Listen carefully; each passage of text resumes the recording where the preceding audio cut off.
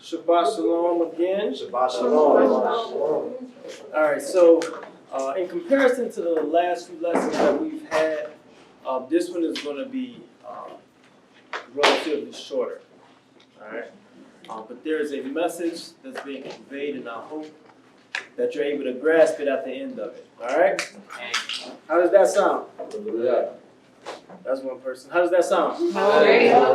All right, so when we look at the book of Judges, we see a constant pattern. So what we're doing now is we're establishing patterns within the text. But when we look at the book of Judges, you see a constant theme, a constant pattern that's often being conveyed. You have the Israelites, right? What do? Typically, beginning of each chapter, or beginning of every news story.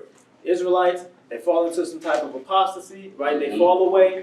Then what happens? The Most High sends them underneath the jurisdiction of another nation, right? So they become servants, they become captives. Then what happens? They repent, they repent, they cry out to the Father. They begin to cry out for Him to deliver them, for them to set them free from this bondage. And then what does the Most High do? Deliver them. He hears this cry, and then He goes forth and sends a deliverer to them to free them from that particular situation. And then what happens? They fall right back. They do it again. Repetitive cycle. They do it again. That's our folk. I tell you, you will never learn. We'll be good for a little while, but we'll never learn. All right? So, what are also another pattern? There's all different types of patterns within the text. But one thing, have you noticed about barren women? What happens when a womb of a barren woman is open? What happens? You say when it's open. Yes. A woman is barren. The Most High opens her womb. She bears a son.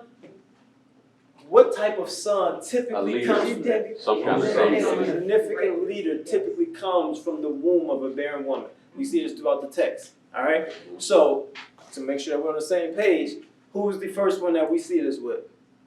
Sarah. Okay. Who she give birth to? Okay. All right, who's the next? Isaac and Esau. No. Rebecca. Esau and Jacob. Cain. So you have Rebecca, who is barren, who gives birth to Jacob and Esau. All right, who's next? Rachel. Rachel is barren. Who does she gives birth to? Joseph. The mighty man Joseph, who without Joseph, Israel would not exist, because he was born and he, with everything in the divine sovereign will of the Most High, allowed him to go into Egypt and be put in a position of power, so that when the Most High decided to have this famine come, his family can come there and get the provisions that's needed. Yeah. All right? So Joseph was born. Now this next one is going to be probably a little bit more difficult, but who would be next in the text? You say what? Man. Not Mary. Mary actually wasn't barren. No. Samuel. No. Not yet. It was, But that is one. It was Moses' mother. I can't remember her name. What Was it Hannah? Moses. That's Samuel's mom. The next one, Is Moses' mother. not Moses' mother. And actually, it was. I won't say it's a trick question, but her name is not even listed. Right. But she gives birth to a powerful son by the name of who? Samson. Her his father's name is listed, which is Manoah, but his mother's name is actually not listed. Then who else we got? Y'all said it. Hannah. Hannah gives birth to Samuel. Yeah. But as we see, this is the pattern in the text. We see multiple different types of patterns in the text. This is one of them. What we're going to do today is we're going to highlight one of these specific individuals so that we can see what we can extract. Basically, it's like looking in the mirror. See if anything that this person went through, are we going through it? Are we making these same actions? Are we putting forth the same effort? Or are we being held accountable? These type of things, we're going to see what we can extract from the character known as Samson. So talk to me, fam. Talk to me. Tell me something about Samson. Tell me something about Samson. He loved strange women. He said he loved strange women. He was strong. He was definitely strong. What else? What else about Samson? You say what? She said disobedient. That's it. He had locks. Okay, that's right. What else? What else can we say about Samson? He killed more Philistines than any other person. Absolutely correct. Absolutely correct. He had a thing for killing folk. He had a thing for killing folk. Anything else before we go on? There's also another pattern in Samuel's life. Actually, there's multiple. This one specific one right here is he lived a life Of a Nazarite. He did. He did. That's not the pattern, though. He lived a life of betrayal. What I mean by that is whether he was on the giving end or the receiving end. Mm-hmm. The first essence of betrayal came in the form of him betraying his father and mother by not heeding to them when they mentioned, don't go to the Canaanite woman, right? Is there not one from your own people who you can go to? Right. So he betrayed his people, or the culture, you can say that if you want to. And then it goes on to have betrayal that he experienced at the hands of his first wife. Right? That same Canaanite woman, where he tells her the secret of the riddle. She conveys it to her people, and then they win the bet that they had. Mm-hmm. So it was that betrayal. And it goes on and on with Samson in this particular pattern. But when you look at this man, what I see with Samson is I see a lot of 21st century Hebrews. Mm-hmm. A lot of the things a lot of the ways that he moved, a lot of the things that he did reminds me so much of where we are now. So we're going to look at his narrative and see some of these things that he did and try to break down some thought processes or some things that may have gone wrong with Samson.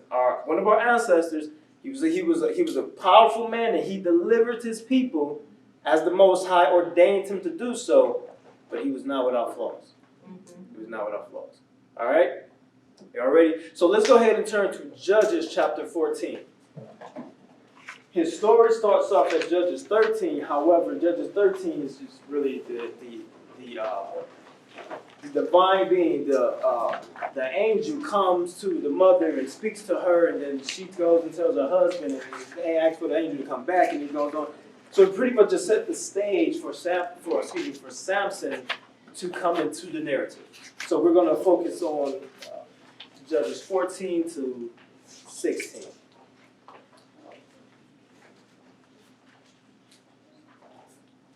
Can I have... Yeah, you want to come up here for me real quick, brother? I need a reader for this. What chapter? Judges 14. Starting that verse now. Yeah, you can sit down. Judges 14, starting at 1. Yep. Judges chapter 14, verse 1. And Samson went down to Timnah and saw a woman in Timnah of the daughters of the Philistines. And he came up and told his father and his mother and said, I have seen a woman in Timnah of the daughters of the Philistines. Now therefore get her for me to wife. Then his father and his mother said unto him, Is there never a woman among the daughters of thy brethren, or among all my people, that thou goest to take a wife of the uncircumcised Philistines? And Samson said unto his father, Get her for me, for she pleased me well. All right, stop right there. So this is where we get a first glimpse of Samson's character. All right. So in ancient Israel, the way that the men looked at their father was that of worship. It was such a degree of reverence that they had for their fathers that they did not want to displease them. Check this. Even when Esau went off and married the Canaanite women, right? He went off and did that first. He went off and married Canaanite women, and it displeased his parents. And his mother was very vocal about that, especially when it came time for Jacob to get a wife. And she was basically, that's when they decided to make that move for him to go to Laban.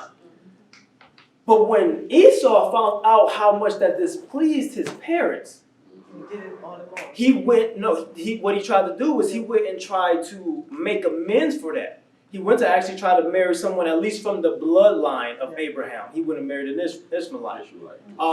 So that even shows in Esau, in the way that he operated, that he still didn't necessarily, he had his own will. He wasn't about doing the will of his father, but he had his own will that he was setting up. But even with that, this reverence and respect that they had for their fathers was still inside of him. So when we look at Samuel, we get a chance to actually see that he's a little bit self-indulgent. His eyes, his desires was much bigger than that of his father's house. This is a dangerous, dangerous thing with Hebrew men. This is very, very dangerous. So this is the first glimpse into who he is. And not only that, you mentioned it earlier, G. You said that Samson was what? A Nazarite. He was a Nazarite. So he sees this Philistine woman. He goes on the road, sees this Philistine woman. He wants her. He goes to his father, tells him this. His father's like, this is not anyone from our people. He's like, she's good in my eyes.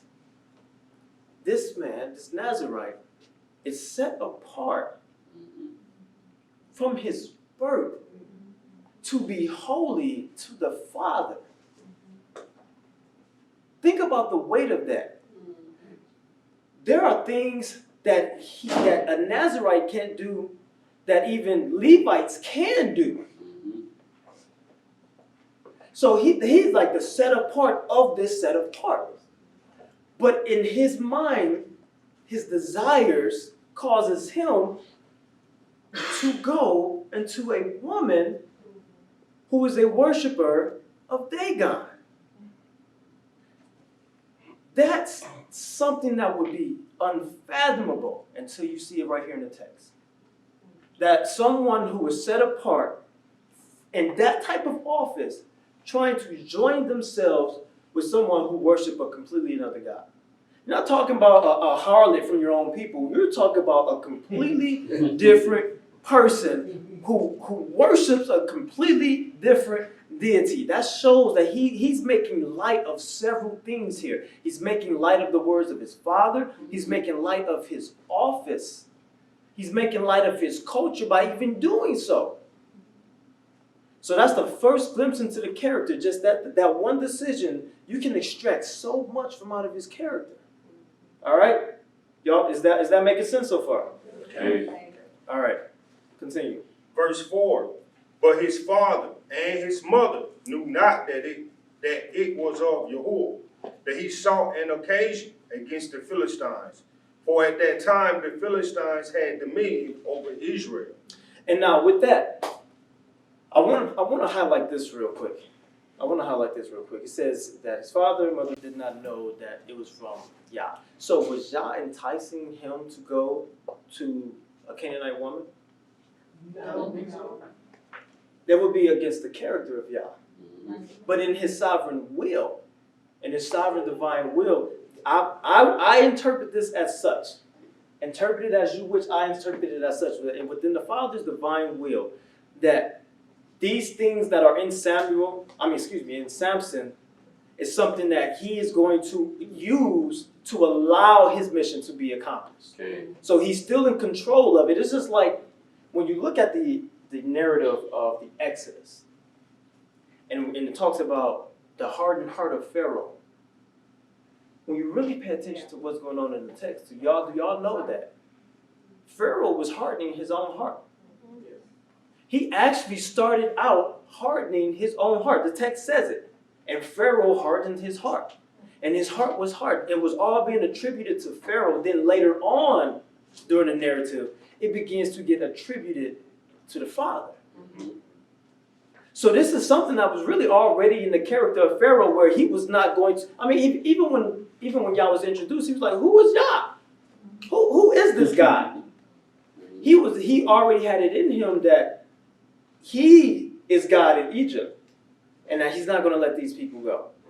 And so the Most High just used what's already in that man to accomplish what he needed to accomplish with bringing out the children of Israel, to display his power. So in the divine will of the Father, this is what's going on here. He's not using Samson, or he's not pushing Samson to do something that he said was sin. Just so that we're clear with that. All right. Now jump down to verse 8, and then read from there. Verse 8, and after a time he returned to take her, and he returned aside to see the carcass of the lion. And behold, there was a swarm of bees and honey in the carcass of the lion. And he took thereof in his hands and went on eating. All right, stop. Stop right there. Now, what's wrong with this picture? Huh? This Samson is character found. He's completely ignoring so many things up until this point. There's 4 chapters dedicated to Samson. One of them talk about his birth. So you got 3 chapters, and we halfway through, and we already got a rebel. But he was chosen. He was chosen, but it doesn't negate the fact that he's doing his own thing. So he goes and he kills this lion. He goes back and he sees bees and honey. So something in his mind told him that it would be cool, it would be a good idea to take these to take this honey from this decaying carcass in the wilderness and go ahead and eat some of it and give it to his family. I want y'all to just think about that for a second. Yeah. Now put yourself in those shoes. If you found out that one of your friends, all right, we're gonna do it like that. If one of your friends killed an animal, came back a couple days later, and gave you something from that animal that was decaying, how would you feel about that? Cut off. Yeah, my friend.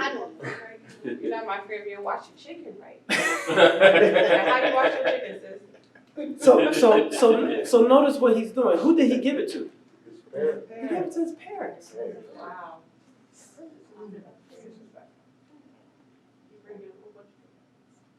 He gave it to his parents. Once again, he's making light of his parents. He's making light of his culture. And just something as seemingly as simple as that, if you really look at what's going on within the text, Samson was all about doing his own thing. So let me rewind. I said that I see a lot of Samson in 21st century Hebrews. Yes. Let's keep going. Let's keep going. Let's keep going. Go ahead and continue. Verse 9, and he took thereof in his hands and went on eating, and came to his father and mother, and he gave them, and they did eat. But he told not them that he had taken the honey out of the carcass of the lion. So his father went down unto the woman, and Samson made there a feast, for so used the young men to do. And it came to pass, when they saw him, that they brought 30 companions to be with him. And Samson said unto them, I will now put forth a riddle unto you. If ye can certainly declare it me within the 7 days of the feast, and find it out, then I will give you 30 sheets and 30 change of garments. But if you cannot declare it me, then shall you give me 30 sheets and 30 change of garments. And they said unto him, Let's stop right there real quick. All right, so what is he doing? He's gambling. Yeah. It's everything that he can do that he shouldn't be doing. He just decided, you know what, I'm going to go ahead and do it. Why not? I'm strong. I'm strong. he reminds me of an NFL player. Modern day NFL. Go ahead and elaborate on that real quick, brother. Tell the people what you mean by that. He said it reminds him of a modern day NFL player. And also he despises inheritance. That's one of the Elaborate. main things. Like almost like Esau, like everything by being Israel, our inheritance to love the Most High, the law, statutes, and commandments, to love our brothers, And Samson, displaying all of those type of actions. He didn't want a wife of his brethren, just like Esau didn't want to take a wife of the daughters of the Hebrews. He didn't love his brothers and his sisters as well in this nation by not marrying, just like Esau, and also by not being forgiving, just like Esau.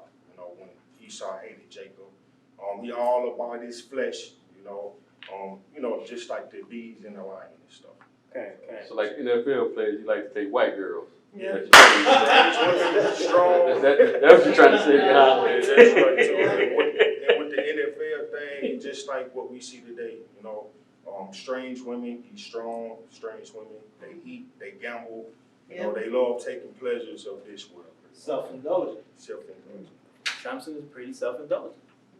He has his desires and he's going to accomplish whatever his desires is. No matter what that situation no matter what type of situation he puts himself into, he's going to do what he wants to do to please himself.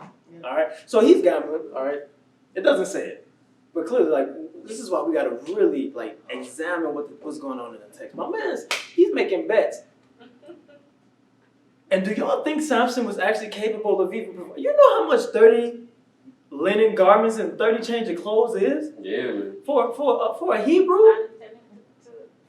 He's not intending to fail. Right, so he's making bets that he actually can't cash. He would say, you writing checks that, can't cash. He's actually doing that. Because he's not intending to fail. Why? Because in the back of his mind, he knows, okay, I don't have it. But I got a way that I can come up on it, though. He's going to flex his muscle. And he's going to then accomplish, even though he don't believe that he's going to fail anyway. One of the reasons why he don't believe he's going to fail is because, first of all, the riddle was stupid. The riddle was stupid. He didn't think he was going to fail. The riddle was stupid because that's abnormal. No one's going to guess that. So he didn't think he was going to fail because of that. No one just sees honey and bees, inside of a dead lion. And to make it that fast. And then honey, for bees produce honey correct. in just a matter of days. It was an anomaly. Yeah. So he think he got it all figured out. I'm about to come up here. I'm about to get one of their daughters. I'm about to give me some garments, and it's gonna be all good. We gotta look at it from this perspective, right? Since we are in this country and we have been shaped to see certain things in a certain way, we can still look at this text and see how our people today can behave in such a manner. This is us today. I mean, I don't think it's none of us, right? It ain't none of us. But this is our people today. But he already knows prophecy, so he knows he got the Most High on his side. He knows he's chosen, and we're gonna get into that in a minute. But good point. He knows he's chosen. He was chosen from the womb.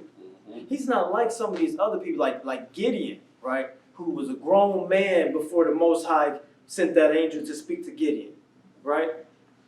Gideon was a grown man. Most of these people were grown men when they was chosen to be the deliverer of Israel. Not speaking of the Messiah, I'm speaking of the people in Judges. But this man here, he grew up with a spiritual silver spoon. He knows he's chosen. So what does that say? That he knows he's chosen and he's still doing the things that he's doing. What does that say about him? What does it say about Israelites in 2020 that know that they're chosen and they're still just doing whatever they want to do? They wicked. What does that say about them? Right. You know you're the chosen people. So now you try to use that to come up. You try to use that to make yourself greater than you ought to. Come on, man. Samson is us. It's us. And when I say us, once again, I'm speaking as us as a whole. All right? Continue, brother. And 13. You got 13, yep. All right, verse 13 from the top. But if you cannot declare me, then shall you give me 30 sheep and 30 chains of garments.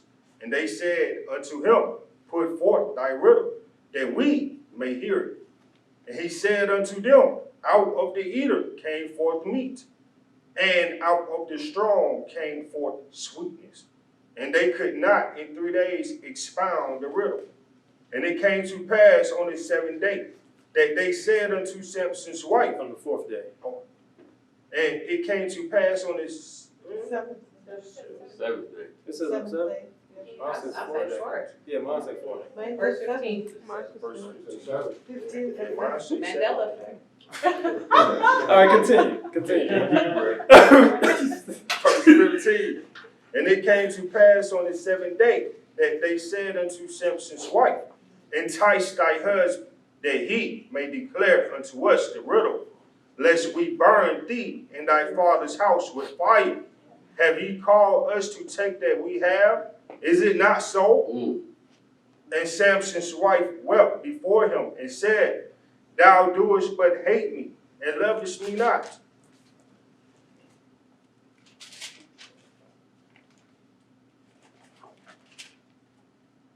Thou hast put forth a riddle unto the children of my people, and hast not told it me. He said unto her, behold, I have not told it my father, nor my mother, and shall I tell it thee? All right, stop right there. Okay, so there's a couple issues going on here. One of them is that when you marry outside of your people, you always come across this paradigm where one person has his people in mind and the other has her people in mind. Now, with Samson, he just has himself in mind. But generally speaking, I've seen these things happen. So I'm speaking from my own experience now, where interracial relationships, when civil unrest happens, then you have these two different agendas at work. You have these two different approaches at work. And it's hard for individuals to say, and this is my opinion. This is my opinion. Let me talk to y'all real quick. Come on with it. I believe it's hard for you to say that you're pro-black if you have a white wife. Dang, say it again. Say it Say it again. again, bro. One more time. I think it's hard for you to say that you're pro-black if you have a white wife. Mm-hmm. How? You can't even say that you respect the sisterhood of your mother by taking on a foreign wife. You can't, because you know what happens? When you die as the man, let's look at it from this perspective. When the man dies and he leaves an inheritance, if he leaves that inheritance, who's that now going to go to? It's going to go to the white people. That's right. It's going to go to the other nation. So you're dealing with these dichotomies when you engage in interracial relationships. So it's funny because when I was a Christian, I used to hear the KKK say, "I don't think we should be marrying black people." I used to be offended. How dare you? That's not the love of Christ. You call yourself a Christian. So it used to bother me so much. Hey, we shouldn't be doing interracial marriage. They need to marry their kind. We need to marry our kind. Yeah, they thought they were higher people, but whatever. Let's listen to what they're actually saying. Mm-hmm. Yeah. That each people should marry their own people. And I and other Christians that I knew of used to get really offended with that. Everybody. Now I hear stuff like that and I'll be like, he's spitting. He's spitting. I definitely agree. Mm-hmm. Couldn't agree more.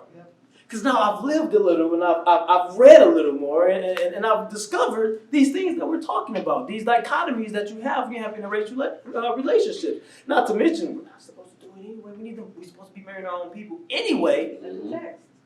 But in the natural world, which we must live in and operate in, we can't always be so spiritual about everything. In this natural world, when race becomes an issue, now you have a divided house. 9 times out of 10, you have a divided house now. To some, a greater degree, to some, a lesser degree, but there are 2 different agendas at play. All right, so we see this now. So they come to her. They come to her, and they tell, go ahead and read verse 15 again.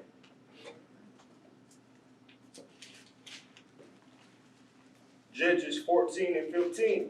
And it came to pass on the 7th day that they said unto Samson's wife, entice thy husband, that he may declare unto us the riddle, lest we burn thee and thy father's house with fire. Have you called us to take that we have? Is it not so? All right. So there's a translation that says, have you invited him here to impoverish us? You called this man from another people here, and now he got this riddle. They agreed to the riddle. Can't figure it out. You invited this man to impoverish us? So now they're planting those seeds into the woman of their people. That's what's going on here. They're stirring the pot. They're race baiting. They're race baiting. Go ahead now. Now go and read verse 17. Verse 17. And she wept before him the 7 days, while their feast lasted. And it came to pass on the 7th day that he told her, because she lay sore upon him. And she told the riddle to the children of her people. All right. Did you see how he stressed that? Her people. That's that dividing line. But there's another thing at play here too. So Samson, knowing what we've already established about him in this little gambling situation that he's got himself into, he knows he don't have these garments. He doesn't actually expect to lose. Why would he tell this riddle? As we continue, we're going to see that Samson has this thing about him where he will allow, to his own detriment, he would yield to the voice of his wife. Now say that again. To his own detriment, he would yield to the voice of his wife. Now, what is that saying? Amir is misogynistic. Not like that. Think about what I said. To his own detriment. You have a wife who's wise in things. As we know, wisdom is personified as a woman. But the man is the leader. The man is the head. Okay. That woman is there to provide that different perspective, to be that other end of the spectrum that he is missing. So he can heed, but then ultimately he makes the decision. Okay. That's order. That's proper function. That man is to lead. That man is to be up front. What he has done is he has married a woman from another people, and he has yielded to her voice to his own detriment. Okay. Right. That's Samson. That's us. Married a wife. That's us. 90% of the time, the marriage always end up in divorce, and she leave with everything. Check it. Who's the most recent one? Since you brought that up, Dr. Dre. Dr. Dre, correct. So I didn't even know. I don't be in this stuff, but these headlines come across, on Facebook. People saying I got people who ain't Hebrew, so they be saying stuff, and I see it. Dr. Dre and all his riches that he, with his talent, that he worked for, even prior to that woman coming into the picture, She has been there for a minute. But I never knew that she was white. I never knew that she was white. And now they're about to get what was that? I said, how do you think he prevailed in that system?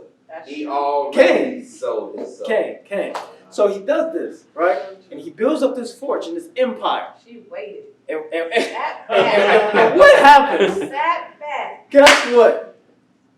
They're getting a divorce. She taking half of everything. I wouldn't have. And now that wealth is going who? To her. Her people. All she had to do was put in place. They wait. Like, how, this is going to sound like some gold digger stuff right here. But if you ask most women, hell, if you do stay with this man for 20 years, and after 20 years, you get $250 million, would you do it? Yeah. Every day with counting, you know, literally another mark. Yeah. So, That's what they do. but this is what happens. It happened to who else? Didn't it happen to Michael Jordan? All of them from OJ. No. Well, OJ, y'all, yeah. It's Mike Yeah, Black. took everything. First white. He has a married woman now. Yeah, white hair now. Okay. Bill Cosby, That's even worse. they sat back and waited, and then they brought an accusation against him that took everything. Yeah, but he's married to a black woman. Yeah, but he. So yeah, that's a completely different subject what they did to him. But we're specifically talking about the dichotomy of the interracial relationship. So this is what so this is what happens, you know, and then she tells it to his people, to her people. And then what does Samson do? Go ahead and continue reading, starting at 18. 18. Verse 18. And the men of the city said unto him on the 7th day before the sun went down, what is sweeter than honey? And what is stronger than a lion? And he said unto them, if you had not plowed with my heifer, you had not found out my river.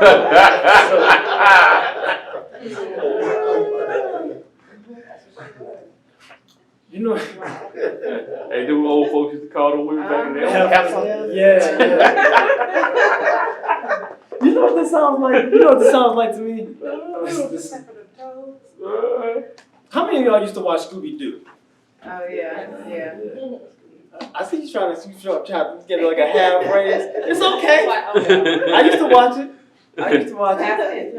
Right, past tense. I used to watch it.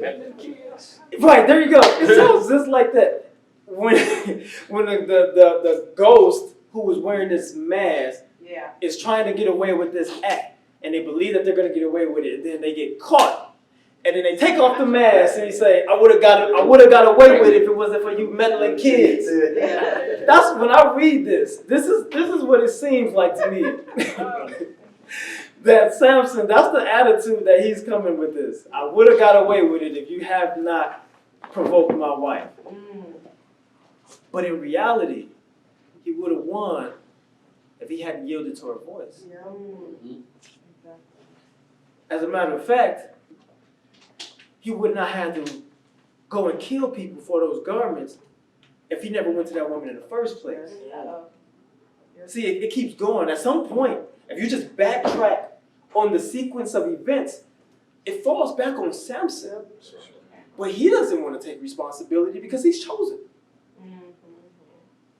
So he should be able to do what he want to do. He's chosen. Continue, verse 19. Verse 19. And the spirit of Yahuwah came upon him, and he went down to Ashkelon, and slew 30 men of them, and took their spoil, and gave change of garments unto them, which expounded the riddle. And his anger was kindled, and he went up to his father's house. But Samson's wife was given to his companion, whom he had used as his friend. All right. So he loses the riddle.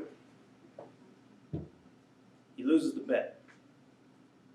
He goes and kills.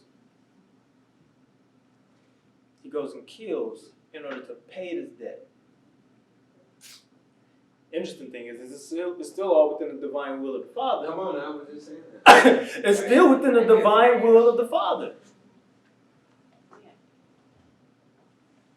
But this is the individual who's operating within the spectrum.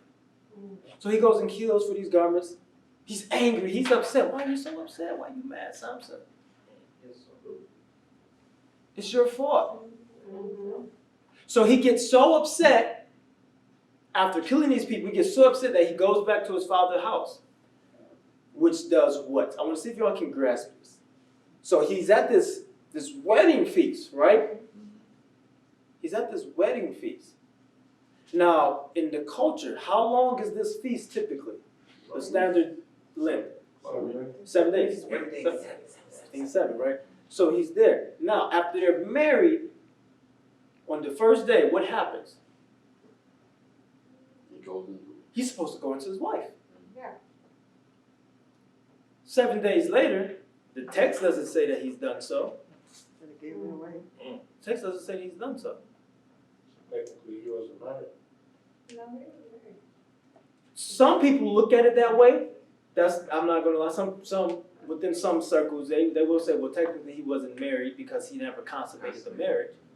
That's up to you on how you want to interpret that, right? However, in his anger, instead of consummating his marriage, which he was supposed to do the first day, he waited, lost his bet, and then he gets angry and leaves. Now, so they take his wife. The text still calls her the wife. They take his wife and give it to another man. Give her to another man, to his companion, who was actually also of the Philistines, if you actually research the text. It wasn't from his people. It was still from the Philistines. They gave Samson, here's some people for you. All you have to do is go back up to the narrative. Depending on what translation, and if you study it, when it says in verse 11, they brought 30 companions to be with him.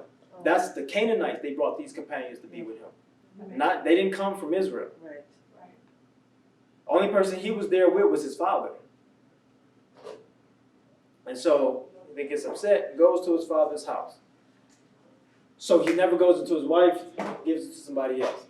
Not saying it's right, but I do kind of understand it because she gave away the answer to the riddle, which then caused him to lose the bet, which caused him to kill in order to pay this bet. And so I would understand from their perspective, and then he just leaves. And he doesn't take his wife with him. And so at this point, I can at least understand. I'm not saying it's right, but I can understand. But at this point in the narrative, Samson has displayed a pattern of habitual reckless behavior. Habitual reckless behavior. Now, in some of the dialogue earlier, we were throwing out things like, this reminds me of an athlete or something like that, right? So what I've noticed with people who are well off from birth, there's a couple classes of people, right? Of individuals who can grow up into their adulthood and not change their behavior, to not truly develop. A while ago, I taught a lesson called Arrested Development. And a lot of these specific type of individuals will grow up with this arrested development where their growth, their mental capacity has been stunted from something along the line. One class of these people are rich white men. And then the other class, and there's other subclasses, but the other class that I want to focus on is those who are extremely gifted athletes, musicians, where these people who are extremely gifted from a young age can grow up and you know that this athlete at 10 years old, if he's doing all this, he's going to have this path to the league. So people are going to, they're not going to correct his behavior. They're not going to do anything that's going to mess up their chances of getting a piece of that pie when it comes. So you see this with artists, you see this with athletes. So when you brought up the football player perspective, I was like, you're absolutely correct, because we see this. And even once they get into the league, because of what they have, a lot of these behavior patterns still exist because they haven't had to correct them. They've been able to get by with the gifts that they have. Rich white men have been able to get by because of their money. So they feel that they can treat people any type of... We got a president who can grab people in places that I can't say because there's children here and never had to change that type of behavior. Because what? Privilege. It was a privilege because he was a rich white man. I've seen athletes do all different types of drugs. I've seen an athlete kill somebody with their car Yes. and serve 27 days in jail. And was back on another team. Had a DUI before that. And had a DUI before that. A bunch of stuff you don't know. So these type of individuals, you see child stars, right?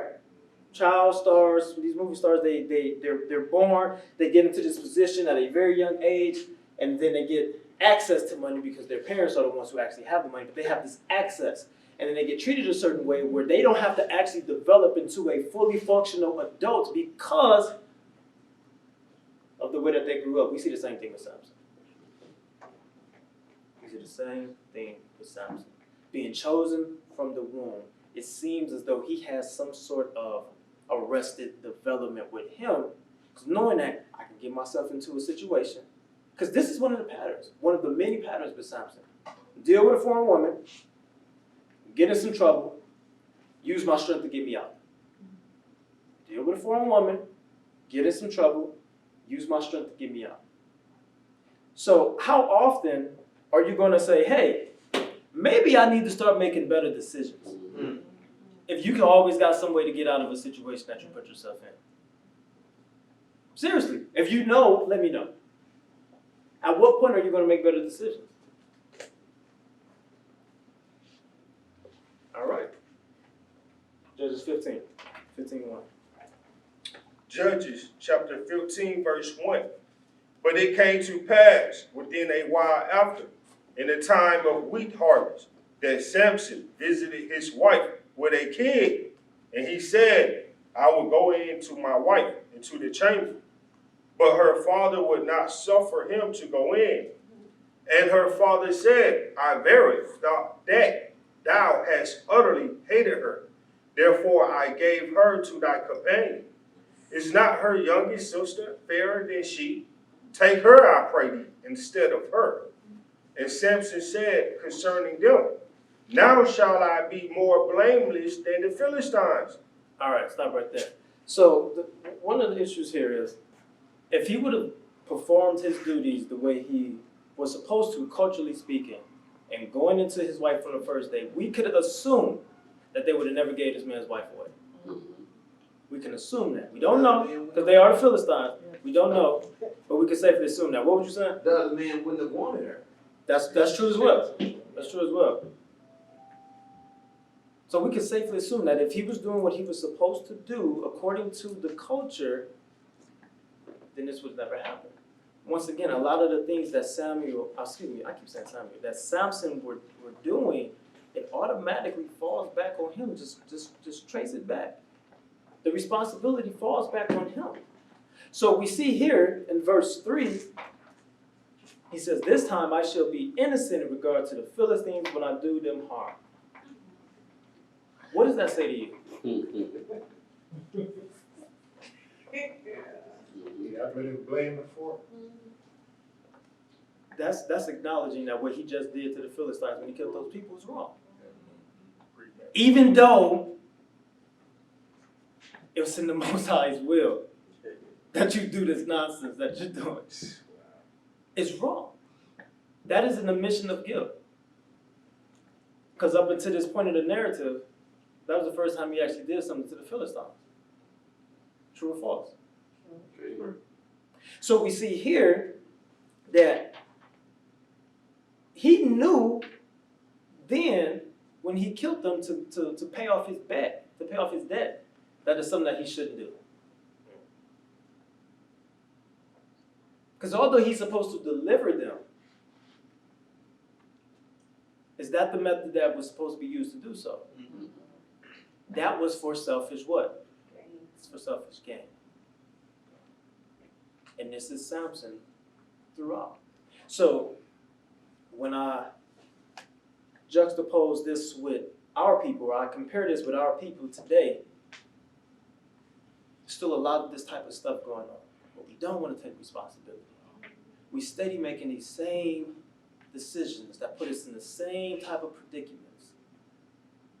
And then we have children, and we don't teach them about the mistakes that we've made, and then they do the same thing. Okay. This is my assumption here. This is my assumption. But it would tell me that some of this stuff was in Samson or Samson's father. That's an assumption. All right, I'm not teaching doctrine on that. That's my assumption. They gave birth to this child. It's their only child up in the narrative. And this is the way he's responding. Now, granted, being chosen from birth and knowing that you're chosen as you grow up into adulthood can do something to you. It can do something to you. But it wouldn't surprise me. It wouldn't surprise me. And the reason why I say it wouldn't surprise me is because, and we're going to jump to the end real quick with what I'm about to say, is that how many children does Samson have? He was cut off. His line was done. I would believe that if he would have bore children, that these children would have been reproducing the same type of cycles. That's an assumption. I'm openly admitting that that is an assumption.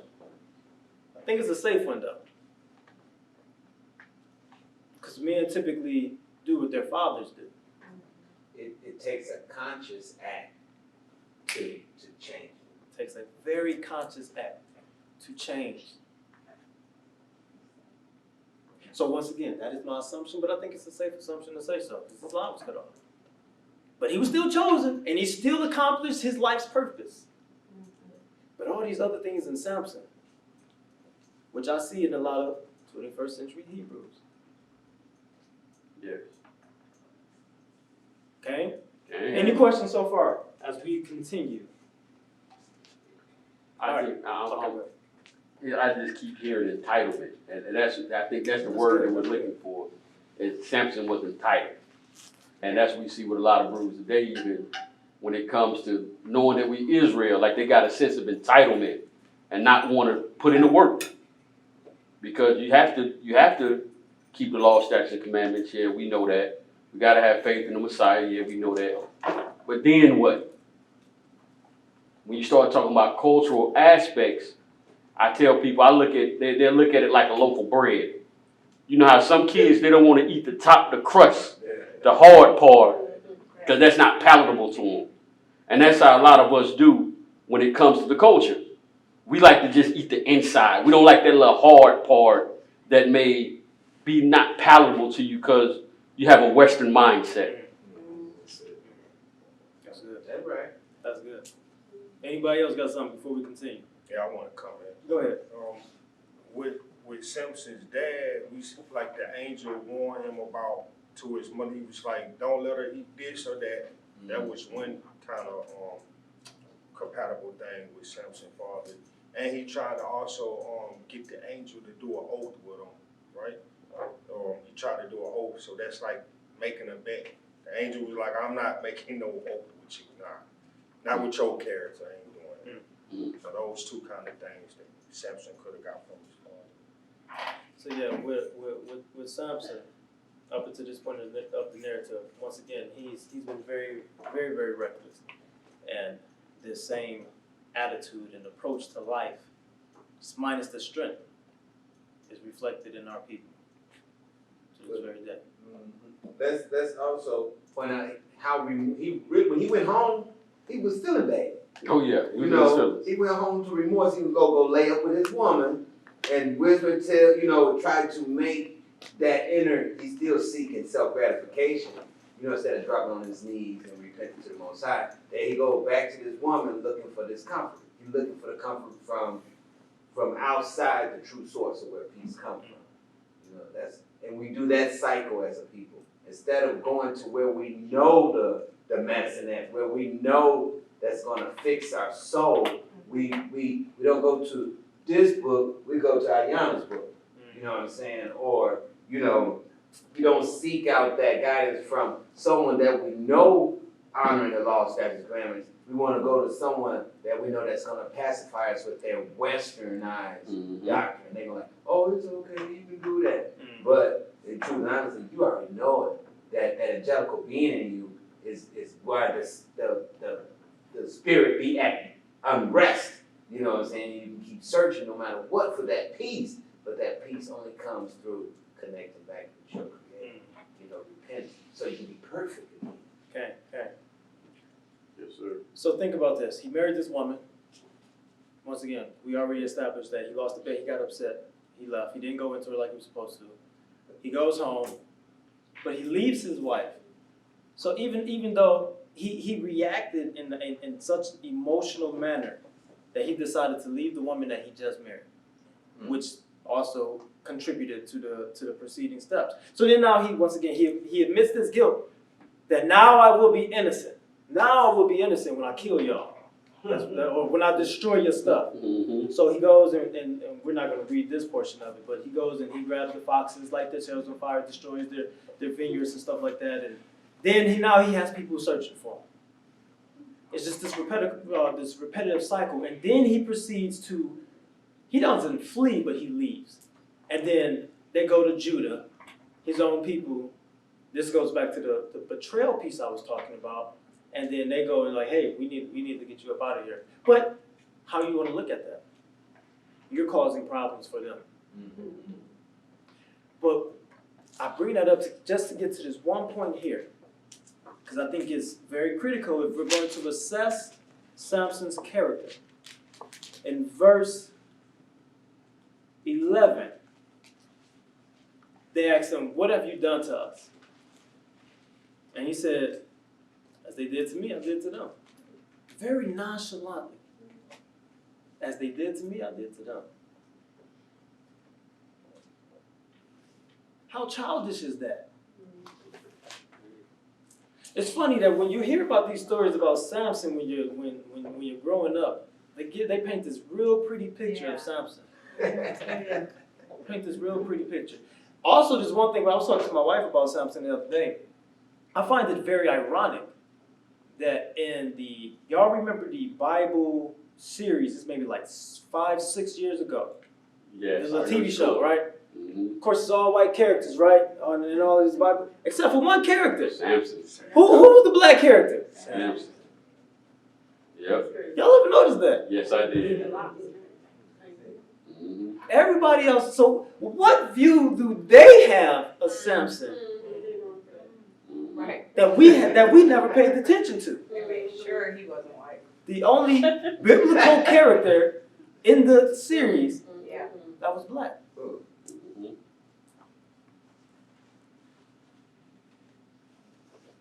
But I can't lie. This type of stuff is what we be doing. We get involved with some women, get into some situations, and now you got people coming after you and all different types of stuff. Because you're dealing with women you shouldn't be dealing with. And then we play the victim card. This is true. This is us. This is us. So then he gives the petty response, and the story goes on. But now what we need to get to is the thing that can really solidify who Samson is. And as we compare Samson to our own lives and see if we have any of these traits, this is the chapter we need to look at. Can you go ahead and read chapter 16, verse 1? Start there. Judges 16, verse 1. Then went Samson to Gaza, and saw there an harlot, and went in unto her. So it's not going to stop. That's another Canaanite. Once again, it's not just any harlot. It's another one from another nation. So he loves to dib and dab in some of that foreign stuff.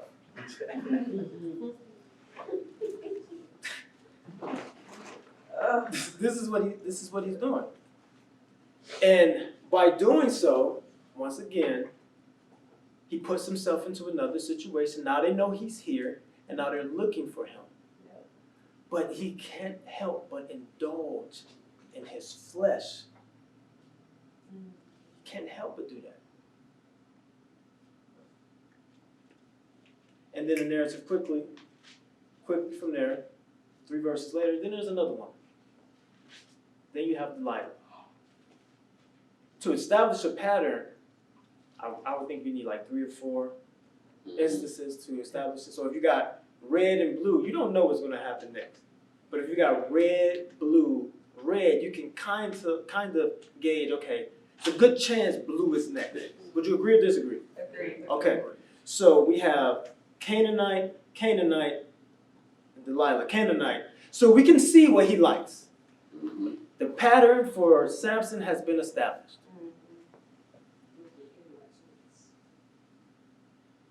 He does not want anyone from his own people.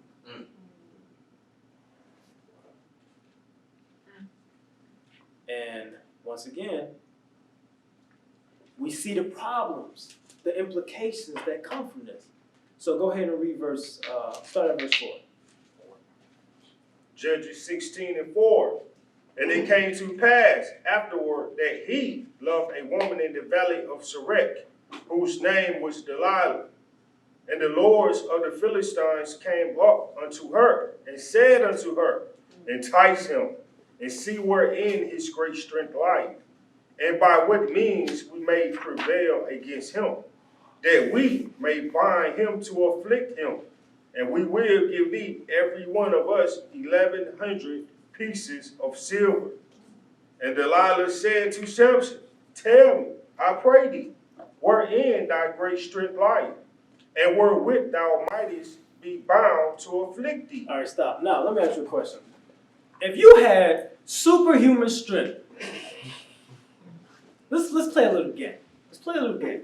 If you had superhuman strength and you met this woman from another people, and she say, what are your weaknesses so that you may be subdued?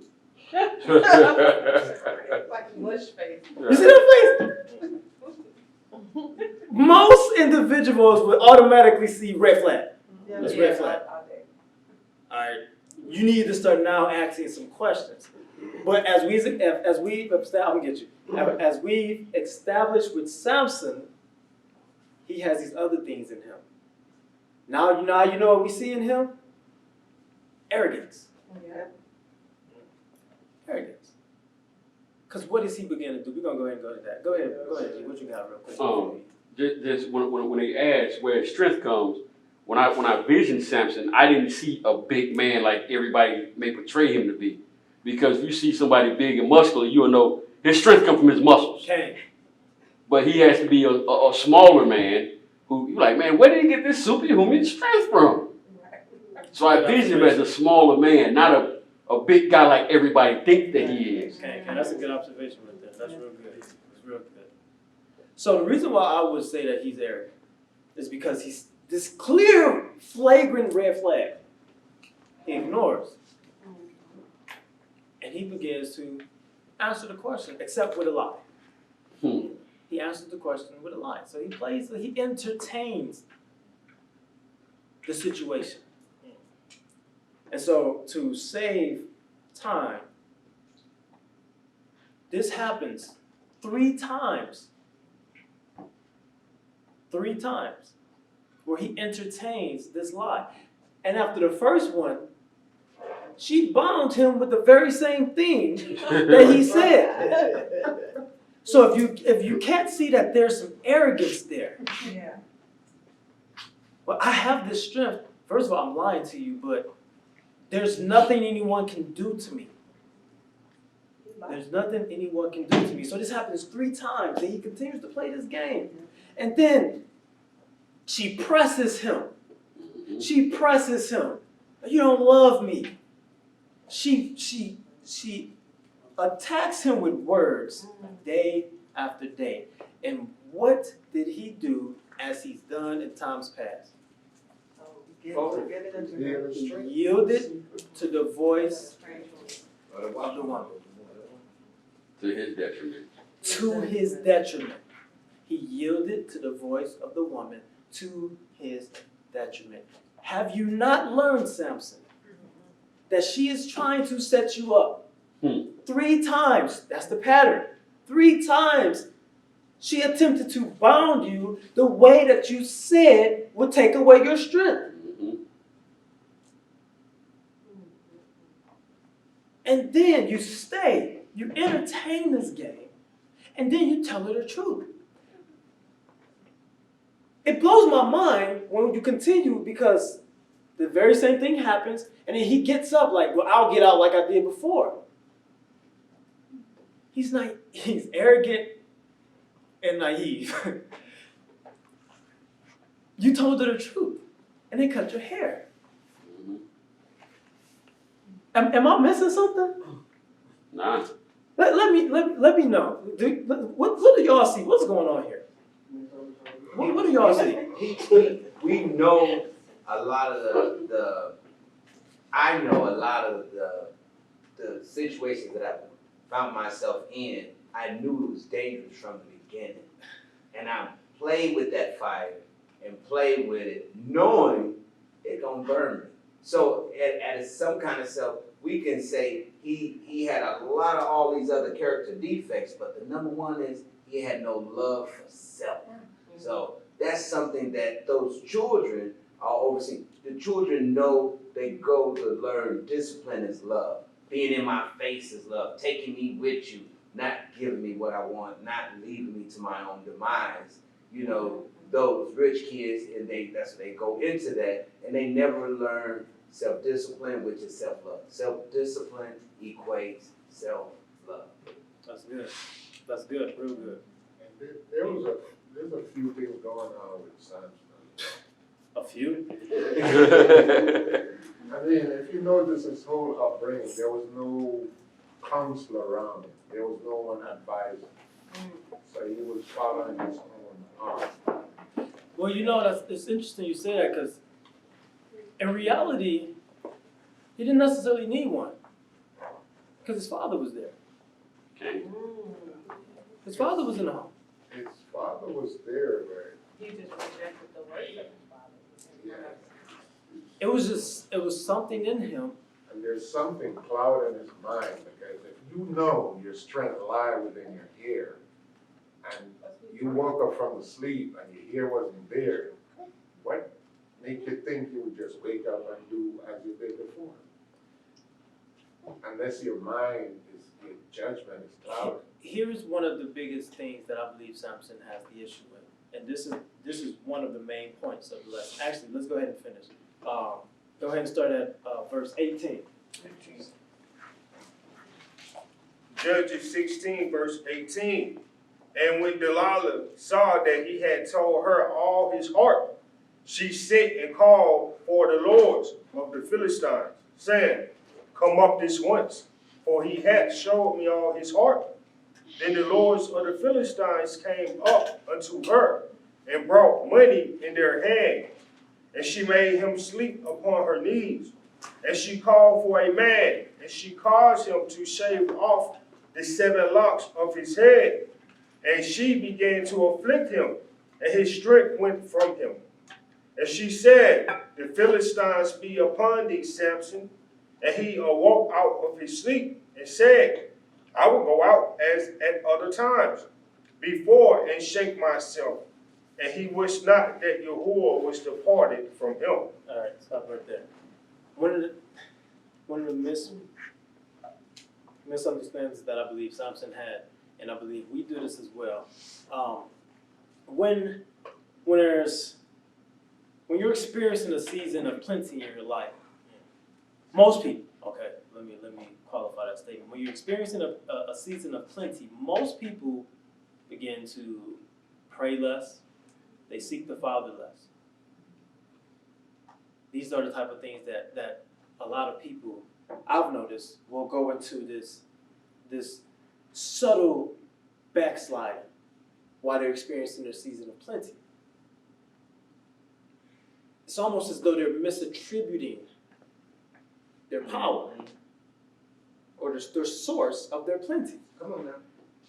I believe that Samson, although he knew he was chosen, he was misattributing where his power lied. He didn't fully understand it. Why do I say that? What's really being conveyed in this text here? And without the Father, you vulnerable. Because Without you're the afraid Father- that way. Without the Father, you're vulnerable. But let's it's a little more nuanced than that. What's being conveyed here? So, his hair, the power is in his hair. Somebody had the hand raised? What you got, brother? Yeah, then he was so disconnected from Yah that he didn't even realize that Yah's presence had left him. I don't like. That's true too. Yeah, but I think if by some coincidence that if he had lost the hair and he was righteous before Yah, I believe he would have still had his strength. It's an interesting perspective. So let's break this down real quick. So he's saying that the power is in his hair. All right. I personally believe he's misattributing the power. Yeah. So he's a Nazarite. Can you go to Numbers chapter 6?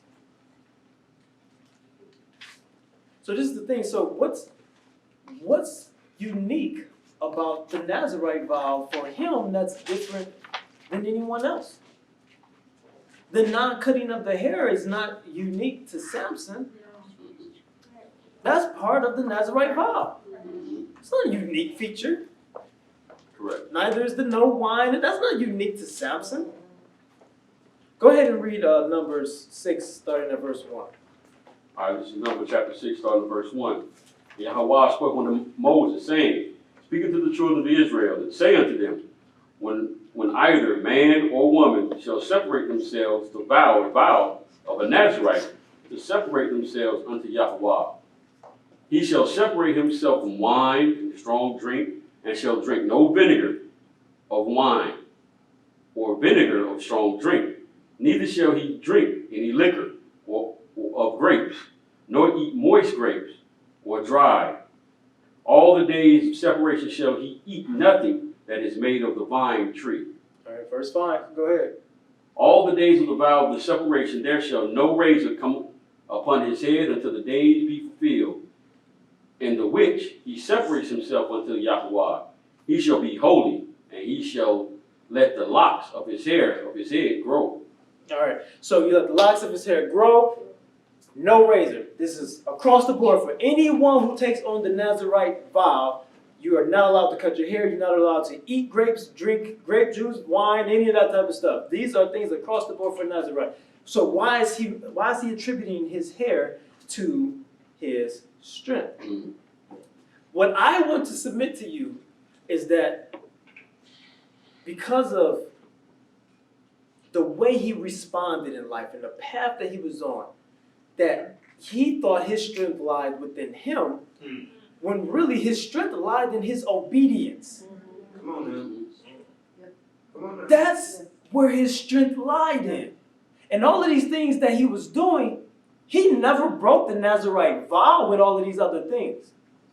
Even though his behavior was detrimental to himself, and he had a habit of putting himself into different positions and situations that he shouldn't have been in to begin with, they did not break his vow. His hair was attached to his vow. When he got his hair cut, he broke his vow. He was now disobedient to the Most High according to the vow that he had since birth. His hair was not where his strength lied. It was in his obedience. Okay. And we get that twisted. That we sometimes believe that within the stuff that we're doing, that it is our works, it is our power that's bringing forth these things. And we put the Most High on his back burner. And Samson is no different. Samson is no different. He didn't realize that his hair is hair. But his hair is connected to his vow. Mm-hmm. And this is consistent with Scripture. when you're disobedient to the Father, he removes himself from you. You see it with Saul, right? Yeah. Saul was commanded to do something, he went against it. And then he did it again. Most High took his spirit away. He left, he departed. Want nothing to do with you. We want to talk about strength and breaking laws and stuff like that. We can look at Genesis chapter 4. When Cain, he has killed his brother. He has broken a universal law, one that they had at that specific time, that they shouldn't be killing. These are things that's common knowledge. You don't take another person's life. Universal law. And the Most High says that now the ground will not yield its strength. He took his strength away from him because he was disobedient to that law. We see this in Judges chapter 7. When these Israelites are going into the land of Canaan and they're demolishing nations left and right. Matter of fact, I believe they just got done with Jericho in chapter 6. Huge victory. But then they took stuff. They took from the devoted things, the things devoted to destruction. And they were told not to do that. So what happens from there? This is in Joshua 7. This is verse. You can actually start at verse 1, but I'm going to read this real quick, so you don't have to go there. Verses 11 and 12. So they go there. They spy out the city of Ai, and they see that they can easily overtake this city. But because there's sin in the camp, there's disobedience presence among Israel, that in verse 11 it says Israel has sinned, because actually to set the stage for this, they go there, they try to capture it, and then they get waxed. All right? So then they go back, and Joshua, he ends up pleading to the Father, why? What's happening? We have fled from our enemies. He's trying to figure out what's going on. There's no way that we should be losing this battle. Especially to them. Right. There's no way we should be losing this. So something's wrong, Father. What's going on? So this is his response to him, that Israel has sinned. They have transgressed my covenant that I commanded them. They have taken some of the devoted things. They have stolen and lied and put them amongst their own belongings. Therefore, the people of Israel cannot stand before their enemies. They turn their backs before their enemies because they have become devoted for destruction. So now Israel is devoted for destruction. I will be with you no more unless you destroy the devoted things from among you, which included that man's family, him and his family, and everything that belonged to him. But the point of that is he said, I will be with you no more because of what? Disobedience. Disobedience. That's the key. That's what Samson is missing.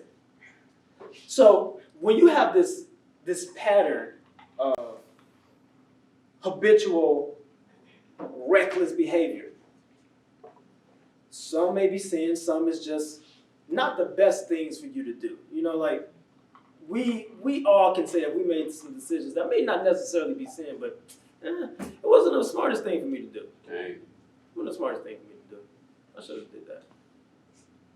It could be just something as simple as our finances, just these little subtle patterns that we do with our finances that put us in positions to where now we gotta plead to the Father because we can't pay our bills, we can't pay our rent, because we done accumulated all of this debt and now we're in trouble.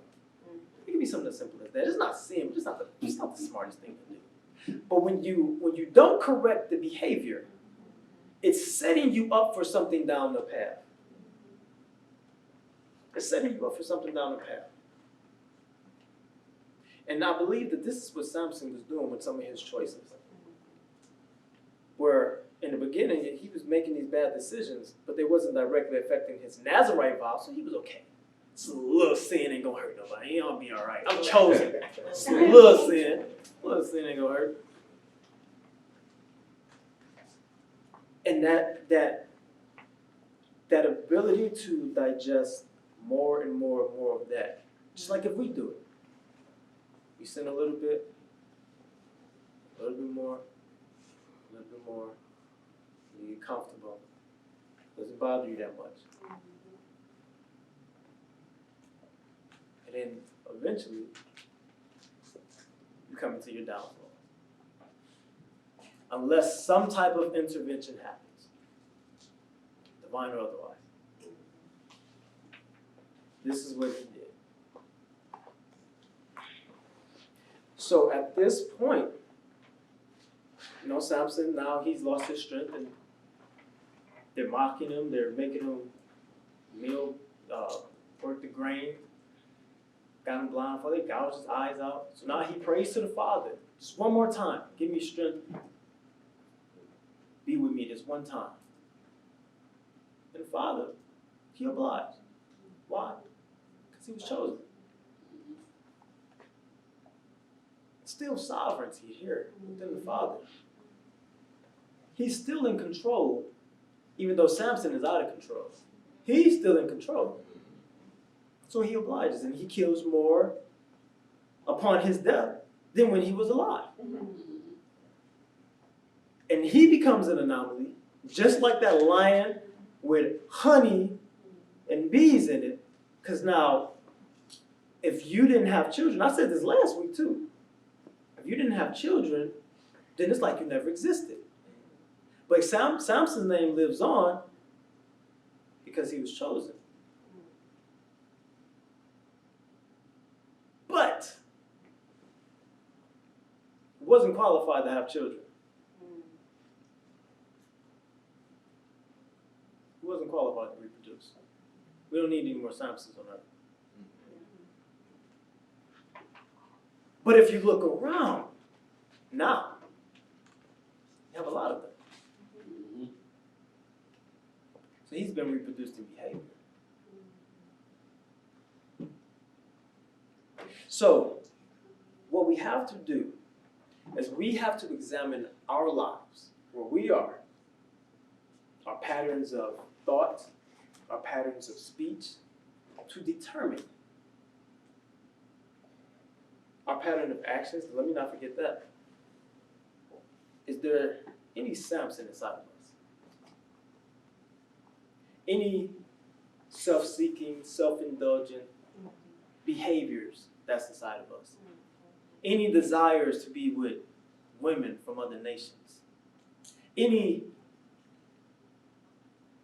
decision-making that constantly leads to a predicament that you should never have been in to begin with? This is what we have to do. We have to establish these patterns. We have to look ourselves in the mirror, be very, very sober, and ask ourselves. Just go through our train of thought in certain decisions. Why did I make this decision? How did I end up into this position? And if you notice a pattern, then what do you need to do?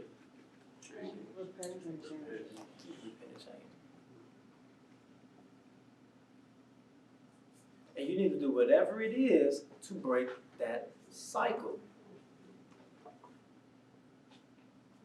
See, I observe the patterns in my own life, and I observe the patterns of people that I deal with. Now, I'm not too quick to judge individuals. I observe them. I will watch them. I get this data. I get this collection of data. I need data. I'm a little nervous sometimes. I need some data. And then I process this data. And as I'm processing this data, I'm sifting it for patterns, things that's similar. Okay, this person has done this. He has done the same type of things multiple times. That's a character trait. Once again, he's done this. And it could be good or bad. But this person has done this a couple times. That's a character trait. I don't really judge people off one incident. It may make me upset. If they did something negative, it may make me upset. But I'm maybe not necessarily draw a conclusion on who that person is, because we all have a bad day. But you are taking notes. But I'm taking notes. I'm always watching. I'm always taking notes. And then, from there, once the pattern is established, then I have to make a conscious decision on how am I going to be involved with this individual? What method am I going to associate with this person? Because if they have displayed something that's a level of distrust where I can't trust them, then that may be cause for being cut off. Mhm. But if they just have certain traits about them that's not to that degree, but these little things about their character, certain ways that they process information, I can't talk to them about everything. I can't be around them too long. Then I need to compartmentalize them. And I need to put them in this little box and put them over here. Or I can still have some type of reach and connection with this person, but I can't put that box right here. Yeah. Or I can't let them out the box. So I would compartmentalize them. And I would encourage you all to do the same thing, because we have to be very conscious of the type of individuals that we're dealing with. Because you may end up dealing with a Samson who, if so, could end up putting you in a position that you should not be in. Or you may be the Samson. Mm. Maybe you. So, Samson, we see his traits. When we step back from the picture, that's how you see the big picture. That's how you see the entire picture. If you stand close to that Torah Cultural Assembly sign right there, if you right up in front of it, you know what you're going to see? You're going to see black, maybe a couple shades of yellow, depending on what letter you're in front of. It's not till you step back where that full picture comes into view. You can really see, okay, this is what I'm looking at. This is what I need to understand. This is where I'm at.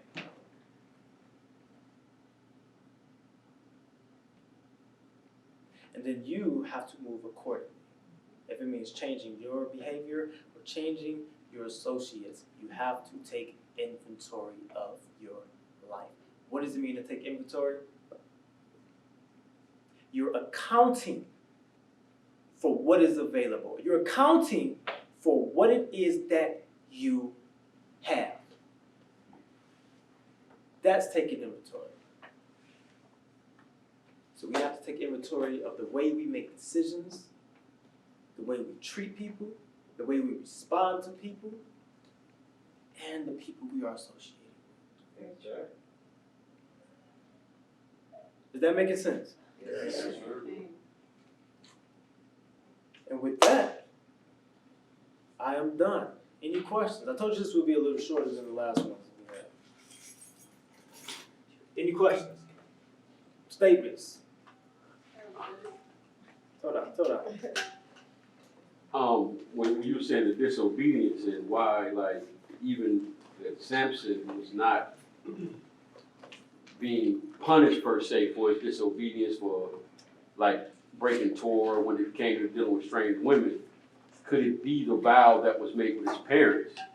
The vow that was made with his parents that he just had to keep a Nazarite vow. So when he, It could be, and I sort of believe that. yeah, I sort of believe that. This is why I made that distinction, that he was doing things that he wasn't supposed to do, but he wasn't breaking that vow. vow. He was chosen with that vow in play. Mm-hmm. So I actually do believe that's the case, right? There was in a time where a lot of people was doing in apostasy and falling away. But he was the one who was selected to redeem them, to deliver them. Mm-hmm. This was important. I'm with this child as long as this vow is in place. And then he broke the vow. Because of a woman. Because he yielded to his own detriment, to the voice of the woman. I do think there's an aspect where the Father's will can get parallel to yours, instead of the opposite where our action should be in coincides to His will. So, I have an example that said, like, if you go into the store, you're going to get some bread, you have no intentions of getting a toy, but you find yourself buying a toy. The kid's will, in some kind of aspect, because you love the kid, that your will coincides. And then you say, okay, you don't deserve this toy, but I'm going to buy it and see what you do with it. And I think that's a lot of times, I think that's how Samson in himself But nowhere in the world I would fathom that the Most High created this kid to kill, if it's detrimental, and to show such disrespect. But as he continued, as you were saying, that pattern, so the Most High, what he says, I'm gonna ride with you and see what you do. Let me see how far you take this. And how far did he took it? To so far till he broke the vow. Man. And you know, the whole sovereignty piece is kind of hard for some people to grasp, because it can feel as though it's taken away from a person's free will. Free will, okay. You know, depending on how you view it, you can feel that way. And I don't like getting into too deep of a conversation when it comes about sovereignty, because then it becomes more theological.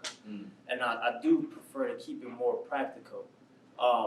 But you know, one way, and there's a couple ways you can look at it, but one thing is anything that occurs on earth is within the Father's will. Okay.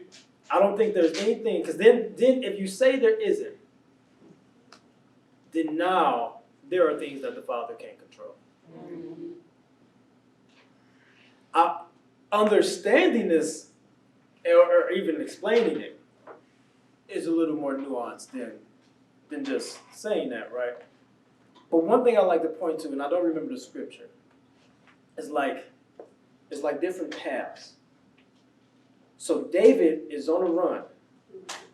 Picture this: David is on a run, and he gets to a point to where he's going to go to this one place, but he finds out that they believe that they know that he's going to be there. I don't remember where this is. I know it's in Samuel, 1 Samuel, but I don't remember the exact verse. So bear with me, I'm paraphrasing. But they know that he's going to be there. And so then he consults the Most High. What does he do? He says, in all your ways acknowledge me, and I shall direct your paths. So he now consults the Most High. If I go here, are these people going to give me up? What does the Father say? He says, yes. Yeah. That's it. He didn't tell them what else to do. Yeah, they're going to give you up. So David decides, because he don't want to get caught, not to go there. So the Father knew what's ahead. David, consulting him, then he found out what's ahead. But the Father already knew this. He knows, okay, if he didn't consult the Father, then he would have went there and would have got caught. So him seeking the Father actually made that way for him to find another route of escape. But these paths were already laid out. If you go this way, you're going to get caught. If you go this way, you're going to live, or you'll be free much longer. And so, hold on a second. So also, that's one way of looking at it, right? There's these multiple paths. Another way you can kind of, because I kind of like using electrical stuff like that, allegories and stuff like that. You can look at a circuit. So I used to do electronic engineering, so it's been a while, so if I misquote something, forgive me. But on a circuit, there are multiple paths. So you have a series circuit, which is a light switch. So you flick a light switch. The whole purpose of the light switch is if it's off, that means the circuit is open. When you turn it on, it closes the circuit, which gives the electricity a path to flow. All right. So that's series. You also have parallel circuits where there are multiple paths. They all could lead to the same outcome, but you're going to encounter different resistance. So you have capacitors, you have diodes, which lets current in one way, won't let it out the other way. Then you have resistors, which as the current goes through, it's like it's almost like a tubing, for lack of a better term, that decreases how much current can go through. You have resistance. So you have these different paths on this circuit board, where depending on which path you take, you may encounter more resistance than a different path. But it's all on the same circuit. And the goal is to cut on this light, or to make this device work. So it needs the power to go through, but what path are you going to take? If that makes sense. Like I say, sovereignty can be a little difficult to explain, but I'm hoping that makes sense to a degree. You had your hand raised. I think a lot of the misconception comes from our understanding of will, or when the scriptures speak about the Father's will, we think that will means, oh, I want this to happen. Like we're comparing it to our own. Like, Okay. if I will something, then yeah, I want to, if I will my arm to move, and yeah, it moves, but it's not the same with Yah. Like, it's like we were explaining before, it's, okay, I know it's gonna happen. Yeah, I could do something to stop it, but I'm not. Do I want this to happen? No, but I'm just allowing it to happen. Okay. Like if I warn my kid about something, I say, don't do this or else that's gonna happen. I may not say that's gonna happen. I might just say, just don't do this. And if it happens and I see it happen and it's not gonna kill him, then I'm like, I don't. That's why I told him not. And that's more of, you know, how I would look at it. Because there are certain things where like the father's like, okay, yeah, this can happen. And this can be good for you. Yeah. But it's gonna be bad for you. It's like a child, if you do punish them, it's bad for them in their eyes because they're being punished. But it's good for them because they should be learning the lesson. But it's all within his will. That makes me think of when Israel wanted a king, because all the other nations Okay. wanted a king. And, you know, they prayed and begged whatever they said, and then he didn't want them necessarily for that to be, but he just, you know, allowed it to happen. This is what they want. And you have some good kings. Wasn't many of them, but more gonna come to that. So the Father knows the end from the beginning. And so everything that happens within that is a means to that end. Correct. And like when the sister was just talking about, like the king, he already put in Torah, if you elect a leader over you, you have to be of your brother. Even way years before they had a king. I'm sorry, and what does it say? How does that start off? That's conditional. Conditional. If Mm-hmm. you make this decision, Yes. this is what you need to do. But he already knew they were. That's why he put it in there. Correct. Correct. You know the end from the beginning. So Absolutely. all your steps are kind of ordered, even though you may think Right. that you're making a decision. The Right. decision has already been made and Right. declared in heaven. Right. That's right. That's right. That's what I stand. So everything is his will. Or Everything. path or order, but it's up to you to follow whatever path. So, any other questions, comments? Well, one thing I just wanted to say as far as the characters that the scriptures choose to make stand out, we know in real life there was a whole bunch of other Samsons, people doing whatever they want to do. But now he chooses these people to be examples of, and we're like that too. He chooses us that, you know, my uncle used to tell me all the time, he said, Yaki, you gotta be careful with what you do because you never know who want to be like you. So the Father will allow your folly to be the super lesson for those that we love. Okay. Paul says in 2 Timothy 3:16 and 17 about all scripture inspired. He goes on to say for edification. It's one of the things he mentions, for edification. So that the man of Yah may be complete for every good work. For edification.